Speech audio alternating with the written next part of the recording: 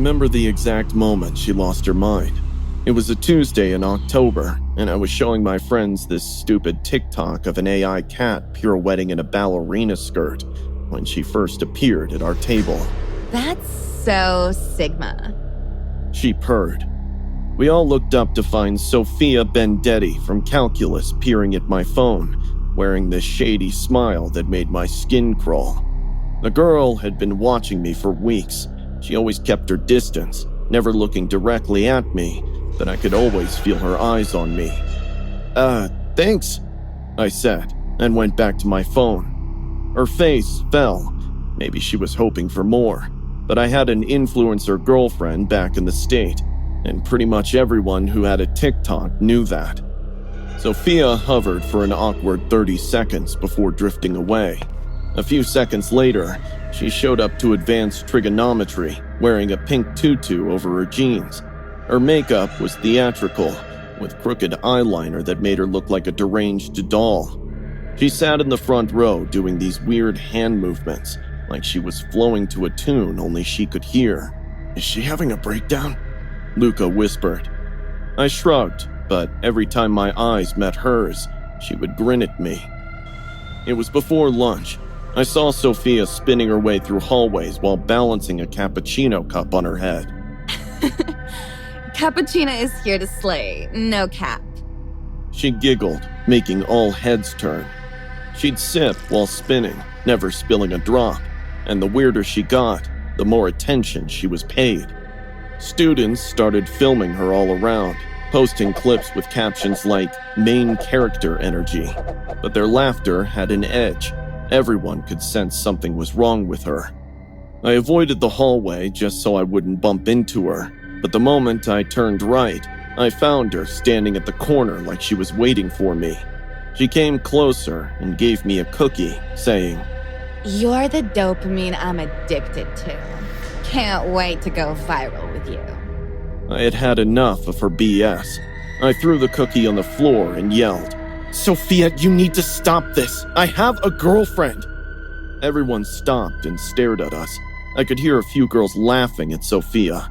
I thought she would leave, but instead, she tilted her head, asking, "Stop what?" "This whole Miss Ballerina Cappuccina thing. You become a joke, Sophia. People are laughing at you." Her face froze mid-smile. For a moment, I felt sorry when her eyes welled up with hurt and desperation, but she was quick to blink her mask back. Joke? Can't say I mind much, as long as I'm a joke you find funny. "You know I won't, ever." Sophia stared at me, swaying like she couldn't decide whether to scream or cry, but she did neither. She just turned and walked away. The next 2 classes were horrible. My phone wouldn't stop buzzing from Sophia's texts. Notifications kept popping up, one after another.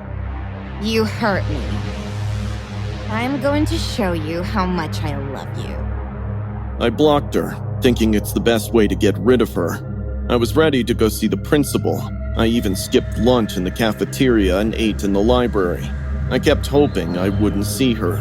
I just wanted the day to be over so I could go home and talk to my girlfriend. Suddenly, Luca came running into the library. He looked worried.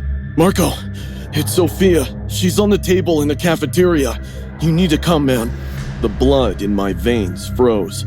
"What do you mean on a table? Just come."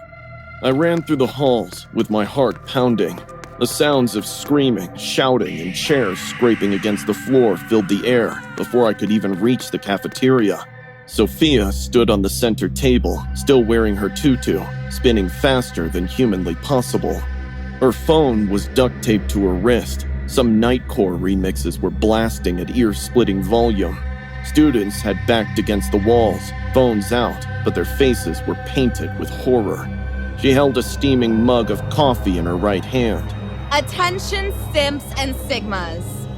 Ballerina Cappuccina is about to deliver the ultimate performance of her life. Her eyes found mine across the room and locked on. It's all for you, Marco. It's all for you. Every instinct I had screamed danger, but I couldn't move or breathe.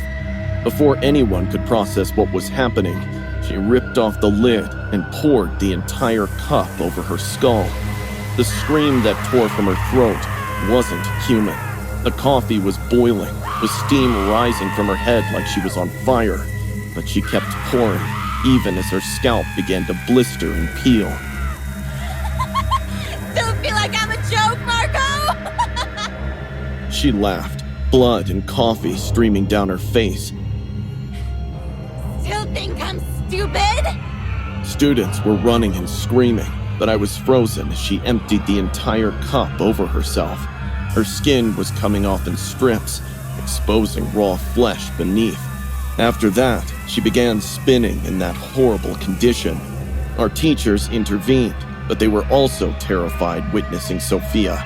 No one could believe how a girl oozing with blood and burns could spin so fast. Finally, she collapsed on the floor while her eyes were still open, staring at me. I couldn't look away either. Her face was unrecognizable, but she still smiled at me and then whispered in her ragged breath, Now he'll remember me. He'll remember me forever. Then she went still. They say she survived and was sent to an asylum for a brief period. I couldn't know.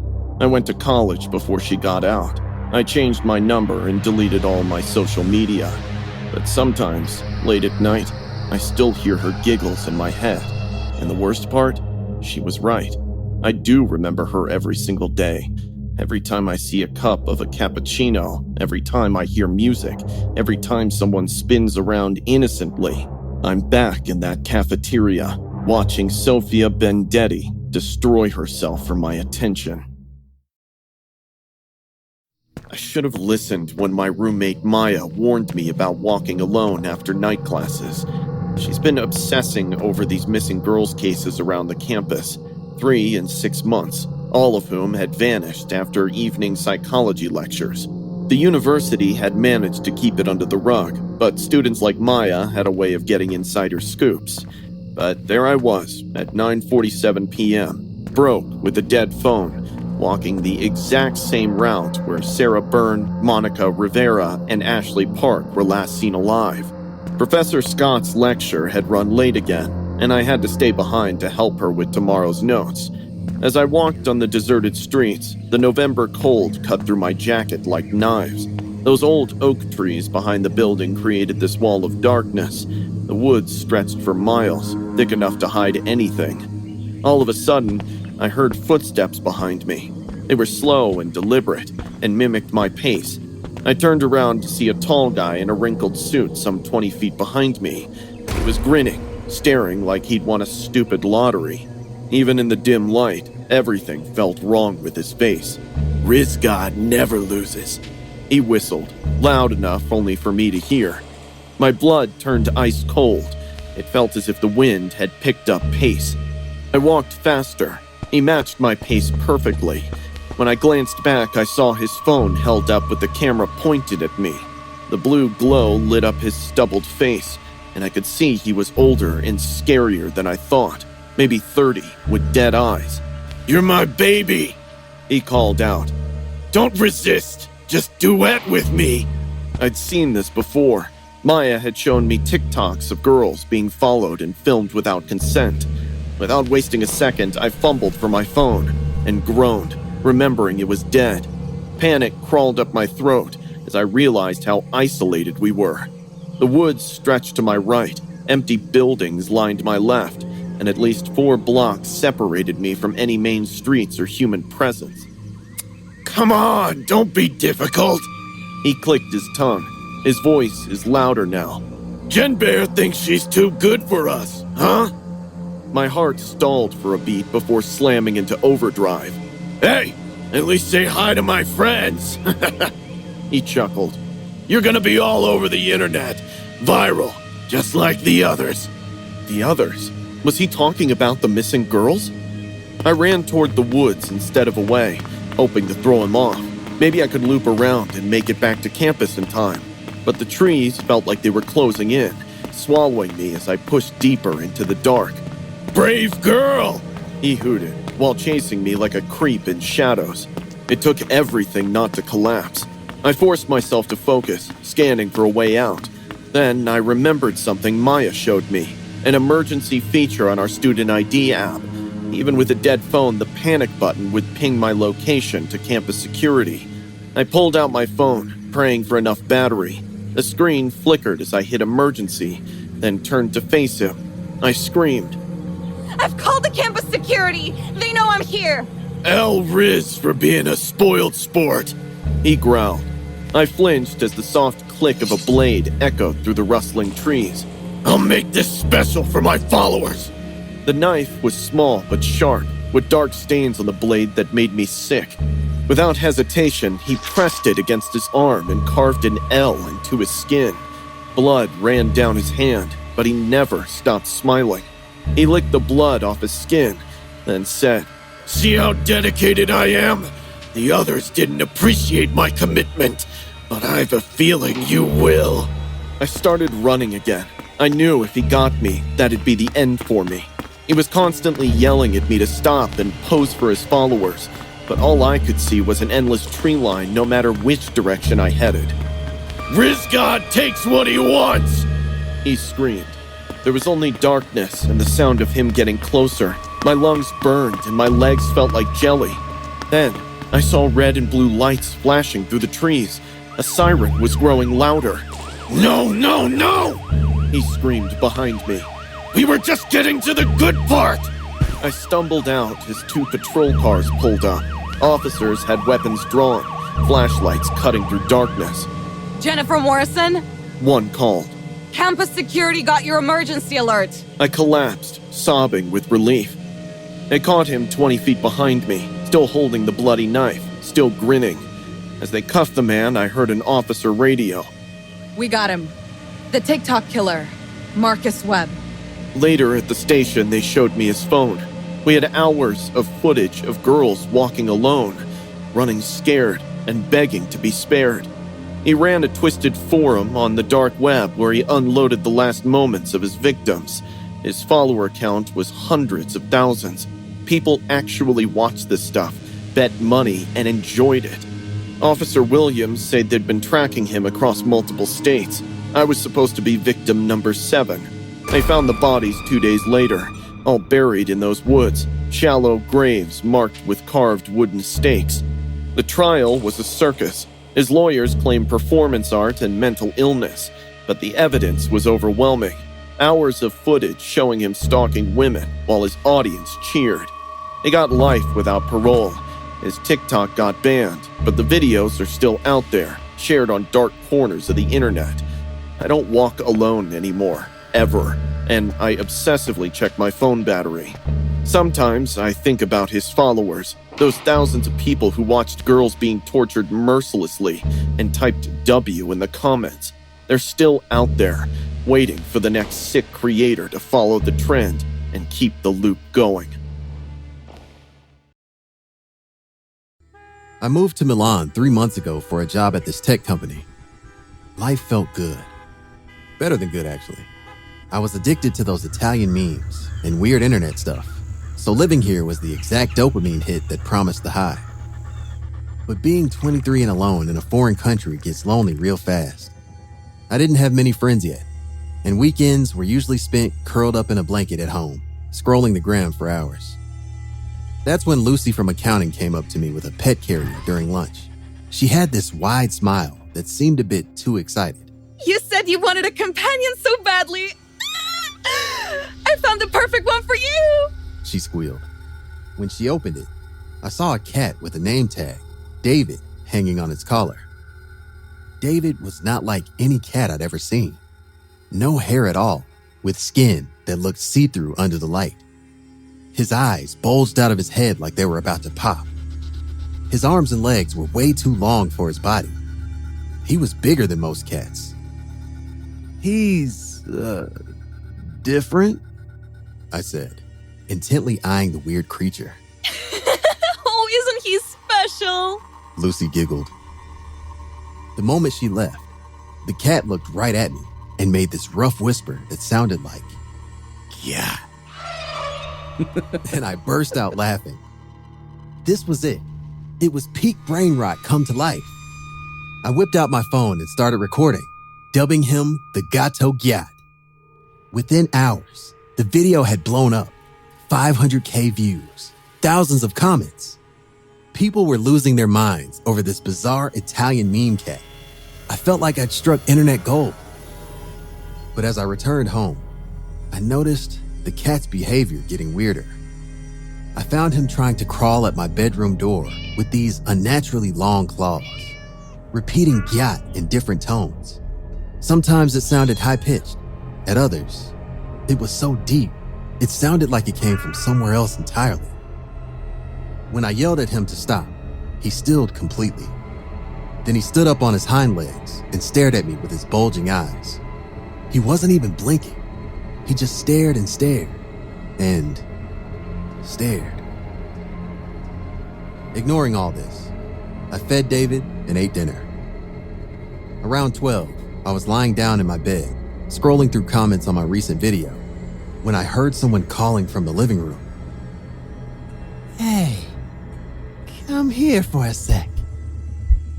My mouth went dry and my heart hammered. I live alone in a 2-story house. As I stepped into the living room, I found David in the center of the room. He was again standing in his tubes. And not just that, he was smiling, like a solid, scary, psycho grin. When he spoke again, my soul left my body. "Contemplating life choices, aren't we, Marco?" The creature crept closer, baring its teeth at me. "You shouldn't have let me in." I bolted into my room screaming. I slammed the door shut, just in time before the cat, or whatever it was, lunged at me. In the chaos, my phone flew out the open window, tumbling into the alley below. For 8 hellish hours, I begged whatever God was listening to keep me alive. David didn't stop. He hurled furniture at the walls and pounded on my door with fists. But the worst part wasn't the noise. It was the voices, mocking and bleeding through the wood like poison. "Come out and play, Marco," he'd whisper in my tone. "Don't you want to make another video?" Around 3 a.m., the banging got so violent, I was certain he'd break through. I crawled into my closet, pulled my knees to my chest, and tried to convince myself this wasn't happening. Fever set in somewhere around dawn. My body was shaking uncontrollably as the sounds of shrill meowing and demonic growls numbed my ears. This continued for God knows how long. But suddenly, it all stopped. I couldn't hear anything more. I finally found the courage to open the door. Outside my bedroom, the apartment looked like a crime scene. Furniture was overturned. Dishes were smashed. Deep claw marks were gouged into every surface. In the living room lay a crumpled pile of what looked like empty skin, mixed with blood and foul-smelling translucent liquid. There were tracks of bloody stains all over the floor, like someone dragged a dead body in my house. And David? Well, he was gone. My phone sat on the kitchen counter, somehow unbroken despite the chaos. There was one new video in my camera roll, recorded at 4:17 a.m. The footage showed my living room. David stood in the middle of the frame, but he wasn't David anymore.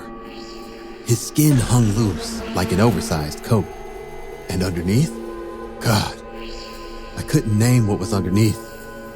Something with too many joints, fingers that bent in directions that shouldn't exist, and a face that kept shifting between human features I couldn't recognize. As the thing shed David's skin completely, it turned to look directly into the camera. When it spoke, it used my voice again. "Yeah, damn, this body's getting old. Time to find a new one. Thanks for the followers, though. They're going to love what comes next." The video ended with the sound of my apartment door opening and closing. I haven't posted anything since. Every time I see a viral video now, Every time something becomes an instant meme, I wonder if it's really organic or if something else is using our obsessions against us. Skinwalkers are adapting, evolving, and learning our language through our screens.